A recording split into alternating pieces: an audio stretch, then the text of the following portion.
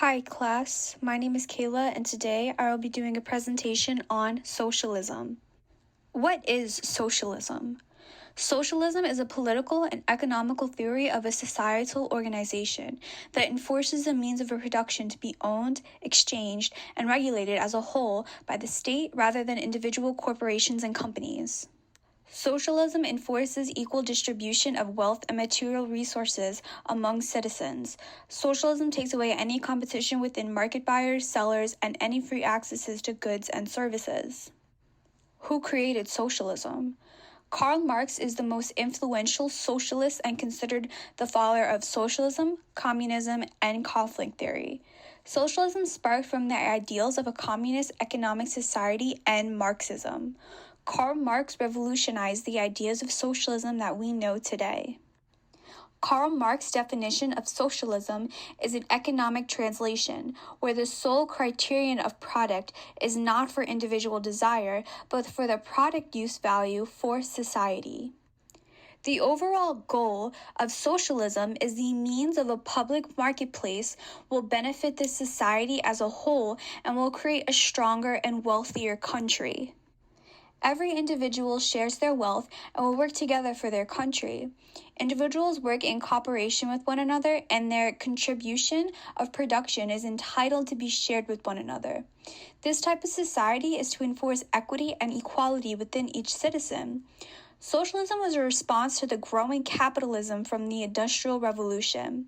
The burst of new jobs, new buildings, and new marketplaces also increased the overall percentage of employment. By having more jobs and higher income, the overall economy was uneven. Socialism was to enforce that the social hierarchy will remain equal and no one will be considered too wealthy. Many people argue that socialism and communism are the same, but there are two different economic theories, and here are some of the differences. In socialism, individuals have the right to own property.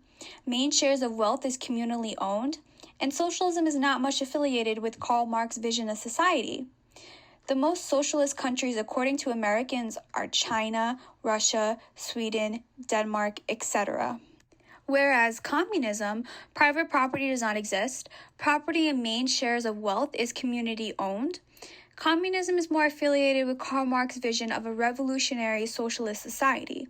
The 5 communist countries of the world considered Cuba, North Korea, China, Vietnam, and Laos.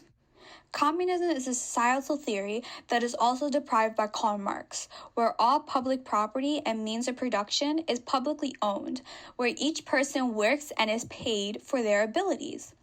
And communism's goal is to create a classless society. Both oppose the traditional economical expectations, which is capitalism. However, there are 2 different economical theories. The main difference to understand is socialism, all citizens share equality in economic resources and production, where a government official is democratically voted in. Whereas in communism, all property and economic resources and production is owned and controlled by the state. How is socialism going to enforce laws? Socialist laws is a legal system predominantly in communist states and some socialist states. In criminality terms, a socialist law must enhance the social order and reduce any behavior that threatens the social hierarchy that is protected by socialism. Socialist laws that were created by the works of Karl Marx and Lenin implemented that societal ownership of the major means of production is the guiding principle to a better country. Democratic socialism is a balance between traditional socialist economy and the traditional democratic economy. Here is an example from Norway, who is a democratic socialism, and the United States, who is capitalism. Some pros in democratic socialism is a reduction of poverty, equal society, universal health care, and regulates expression of free markets, where some of the cons of a democratic socialism, higher tax rates, government failure and regulation, powerful unions that will cause tension between their employees.